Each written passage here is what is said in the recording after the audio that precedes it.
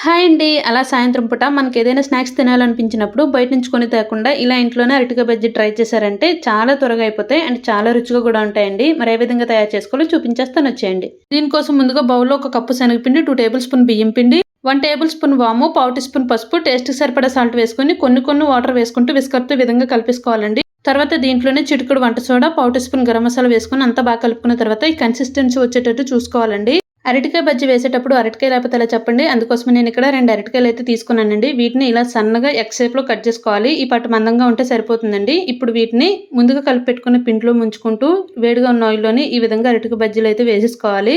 ఈ అరటికాయ బజ్జీలని ఎక్కువసేపు నూనెలో వేయించకుండా ఒక 5 మినిట్స్ అలా వేయిస్తే సరిపోతుందండి. లేదంటే ఆయిల్ ఎక్కువగా పీల్చేస్తాయన్నమాట. ఇప్పుడు ఈ అరటికాయ బజ్జీ సెంటర్ పార్ట్ కట్ చేసుకొని ముందుగా వేయించి పెట్టుకున్న పల్లీలు, ఉల్లిపాయ, కొత్తిమీర దీంట్లోనే కొంచెం నిమ్మకాయ కూడా పిండుకొని అరటికాయ బజ్జీ మధ్యలో పెట్టుకొని తిన్నారంటే టేస్ట్ అదిరిపోవాల్సిందే. ఖచ్చితంగా ట్రై చేయండి. Bye bye.